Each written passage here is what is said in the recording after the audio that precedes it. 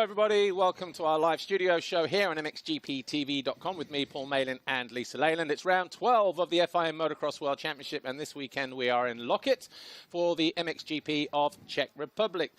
Before I catch up with Lisa, just to give you a quick reminder who's coming up on the show today. Our first guest is already in, but Kai de Wolf from Nissan Husqvarna Factory Racing will be with us live. Of course, Calvin Verlandren from Geben van Venrooy Yamaha, and Pier Carlo Bottero. He's the CEO of Cell.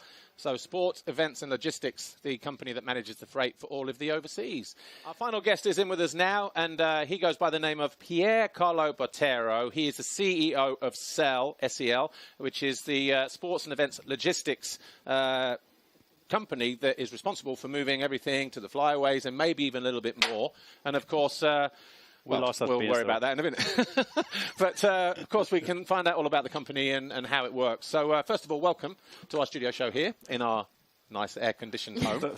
I really appreciate it. Thank you very much for the invitation. No problem. Well, look, first of all, tell us about the logistics involved in an event such as MXGP. Well, it's quite a great exercise in terms of preparation, especially. And is involving quite a lot of people, and it's let's say MXGP is quite a massive operation in terms of weight. We move something between 30 to 40 tons, depends from the races, and 35 teams approximately, and 70 bikes, and so it's quite a hard job, especially because we don't go. Indonesia is not really just behind Europe, and Patagonia is a fantastic location, but it's quite far. Well, I think you just touched on it, but just maybe reiterate what kind of goods are then being moved with the company, because you talk about bikes, and is there other things as well?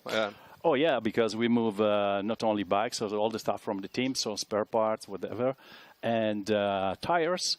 But the most difficult is the fuel. Yeah. So because we have to ship also fuel, special fuel as well. So yeah. And just tell us also, how crucial is a company like Cell for a sporting event like MXGP? How key is it? I think it's crucial. It's absolutely very important because you can miss the date. So one day delay can compromise a big so the result and the execution of the events. And in order to make everything go as smooth as possible, when does the planning, the logistical planning start? And what are the key factors that have to be put into place before we actually go overseas and travel? Normally, we start work on the overseas race 4 months in advance. Wow, that far. Wow. Yeah. Because we need to take contact with the local custom agents, so we need to work on the custom procedure. Then, because we also take care of the transportation of the people, so we do travel. This is a little bit even more stressful because, let's say, especially if we have a new location, we do site visit 2-3 months in advance to select hotel and to check that everything is on place. Yeah, so you're constantly backwards and forwards, not just booking hotels online. You want to make sure that everything is in place. Yeah. It's completely is not something that you can do only from a computer or in an office. We will sort that out in a minute, don't worry. But talking about overseas, obviously I've seen you around the MXGP paddock many, many times and for many, many years. And the company has also been involved with this logistical sort of, with the logistical dealings for MXGP. In terms of the overseas events, is there one that maybe stands out a little bit that was maybe kind of, difficult, but at the same time rewarding? Maybe you have an experience of that. I think that the best memory I have is Motocross of Nations in Bats Creek. I don't remember. Wow, 2007. Yeah, that was a little bit terrible. We had some nice experience, but we solved it. And the race went ahead. Yes. All right. Well, you're also dealing, I know you just touched on it, but you also deal with the teams and the athletes when going overseas. Exactly. What would you say are the key factors of consideration just to make everyone as comfortable and as happy as possible when everyone is over there at an overseas race? Riders want a pool. First of all, what I understand, after many, many years of career, is it's not possible to make everybody happy. Yes. That's for sure. But let's say that for these kind of overseas races, the best that we can deliver to the teams is a nice hotel, clean, good food for the athletes, and we need to organize in a proper way the flights, because everybody is flying from different parts from Europe. So it is absolutely difficult. I don't want to say a nightmare, but we are very, very close, very close. Well, we've just got back from Indonesia. We had 2 weeks on the road there in Sumbawa and Lombok. We're in Locket now.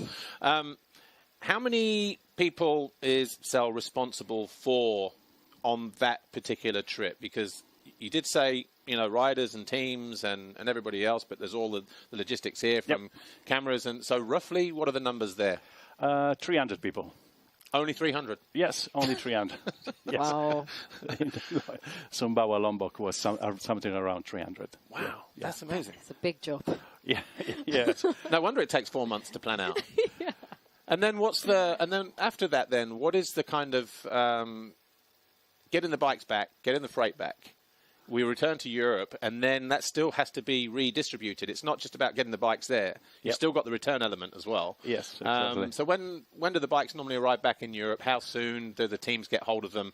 And how is that? Are they kind of delivered to a central point, and teams have to go to collect from a particular airport that's central in Europe, or are they shipped out elsewhere? No, we normally do door-to-door service. So we go to pick up in the workshop, and we deliver back in the workshop. Then it depends from the calendar. Sometimes we use a delivery point, Locket can be. It depends from the calendar how many time we have from one race to another. For instance, in Lommel, we are going to pick up the fuel for Turkey, because it's a little bit a nightmare as well. Yeah, because also Turkey, even though it's drivable, we still class it almost as a fly-away, because if the teams fly in and everything is transported, again, another event. Yeah, it depends. I think that the teams they can choose if they want to drive with their motorhome, or if they want to use a road racing service. That's what we provide. Okay. Well, look, before we do go, obviously you're kind of involved in, behind the scenes with Valentin Guillot.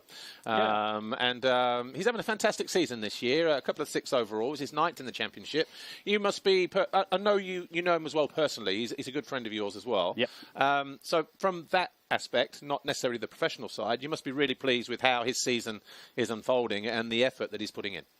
Yes, I'm very, very happy for Valentin. I was watching when you were inviting him in the studio show, and basically he disappeared for 5 years. So I told him, you took 5 years holidays. And because, let's say, he understood now that he had for coming back and to be professional, he need to train in a proper way. And that's what he is doing again with Lomai training, with Yves de Maria, with the team. Okay. Well, look, we are out of time. But, Pierre, thanks for joining us in here. And, my pleasure. Enjoy the weekend and the rest of the season. Thank you very much. We'll be back for live races a little bit later on today, but we will be kicking off at 1:05 with EMX 2 strokes. We've got a full schedule today. Enjoy. See you next time. Bye for now.